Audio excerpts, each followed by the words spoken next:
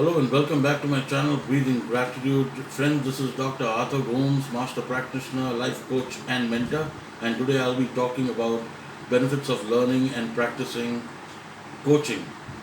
Now coaching can be business coaching, it can be sports coaching, it can be uh, life coaching, it can be sales coaching.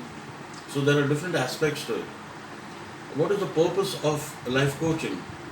Now, life coaching is something that is aimed to help people meet goals in their personal or business lives by guiding them in the right direction. That's how simple it can be. Much like a sports coach would do it in the sports arena, although the methods used here and the methods used here by the individual coach or the life coach will be slightly different than you find in the sports playground. So, what are the benefits for coaching to an individual? It helps establish and act towards achieving goals. That's where your goal setting starts.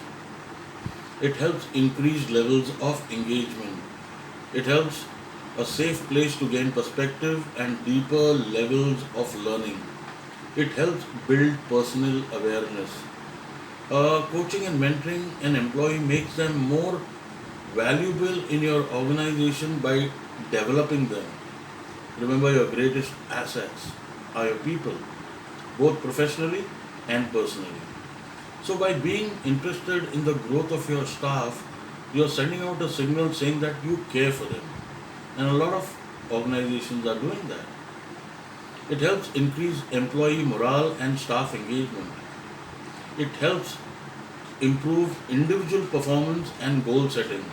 It helps identify and develop high potential employees. It helps identify both organizational and individual employees' strengths, weaknesses, opportunities, threats, and development opportunities. Okay? What are the skills that you can gain from coaching? One is empathizing, one is questioning skills, listening skills, observation, giving feedback or feed forward, intuitive skills, and check and balance. Why do managers need to have coaching techniques equipped with them? First, they need to develop listening skills. The most important skills to be effective in coaching is the ability to listen to others. Because in coaching, you listen 90% of the time and you speak 10% of the time. It is only when you listen 90% will you be able to speak 10%, not the other way around. Now, one of the other coaching techniques all managers need is collaboration, making good use of them, establishing teams and helping them grow to their potential. Good communication skills, profound emotional intelligence, and setting smart goals. Specific, measurable, achievable, relevant, time bound. This is all very elementary now. You have to know all these things if you reach a certain level. There are different coaching styles also, my friend. Democratic coaching, wonderful way. Authoritarian, something like leadership. Holistic coaching, autocratic coaching, and then there's a visionary coaching. Now, what are the qualities you would like to see in a coach? What qualities make a good life coach? A, he has to be approachable, he has to be having a good personality, friendly in nature, helpful. He also has to be enthusiastic, empathetic, having a sense of humor, and oodles of patience. Possessing these qualities, my friends, are important in helping the coaches to gain new customers but also new business contacts. So, it helps you grow your business with all these qualities. Some of the coaching tools that are used are Excel sheet forms, Google forms, worksheets, or even exercises, physical exercises that you can do. There are a lot of coaching models, and Grow Coaching model is one of them that was started by Sir John Whitmore and some of his colleagues way back in the early 80s. And this has become one of the most prolific, profound, and popular coaching models which is being used globally today as I even speak to you. So, what is the coaching style of leadership? It's one characterized by collaboration, support, guidance. Its leaders are focused on bringing out the best in their team by guiding them to the goals and obstacles that they are faced, that every manager has to do. This leader, his style is very much opposite to an autocratic leadership, which is more of a dictatorial kind of a guy, which is focused on top-down decision making. The autocratic is my way or the highway, and the democratic is you say and we all play. Simple, isn't it? Now, you need to ask great coaching questions. So, what are the kind of examples?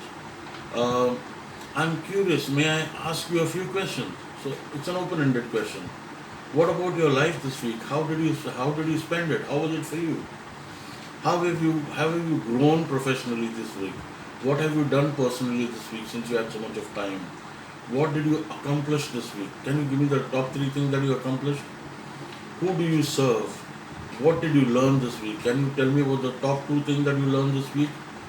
Whatever you've done, who will benefit from this? Besides you, will your family members benefit? Will your friends benefit? Will your community benefit? Will your ecology benefit? What are you grateful for today? Are you aware of that? This can be one of your questions also. Then there is another coaching model called Fuel. Now, the Fuel coaching model is all about asking open ended questions, non leading questions to guide the conversation instead of telling, directing, or instructing, which is not a form of coaching. It becomes more dictatorial.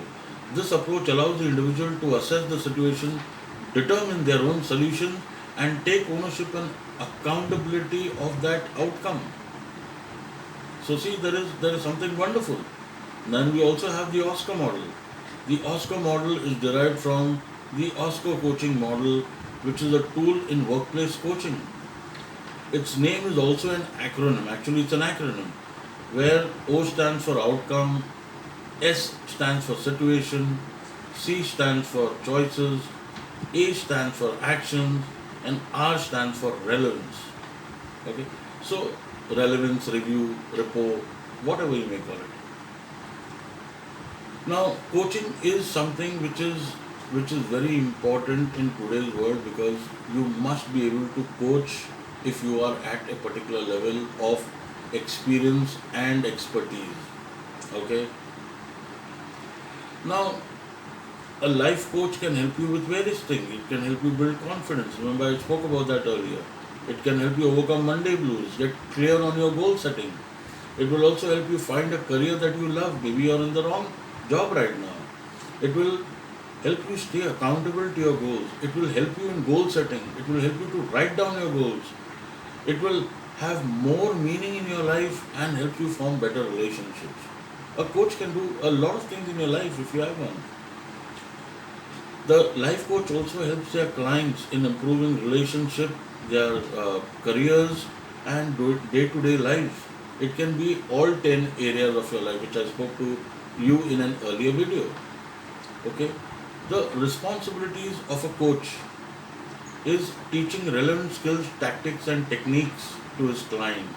It helps monitoring and enhancing the performance by providing encouragement, by providing constructive feedback to the client, helps in identifying the strengths and weaknesses for the client, advising the client about his health and lifestyle issues, and finally developing training programs which can enhance him further as an individual. So this is all which I've tried to put into the coaching capsule. You will not find all of this in one book. Trust me, you will not. You've got to really read and probably mark it down or have that highlighted and stuff like that, and then you can pick up points from there. So I had all these things right at the back burner. I had to only put it together, and then I had this kind of capsule ready. So thank you so much for watching this video. If you have anything specific in terms of a topic, do WhatsApp, SMS, and call me on the numbers below, and I'll be more than happy to bring that to you. In the meantime, my friends, stay safe, take care of yourself, stay indoors, and God bless you. Bye bye.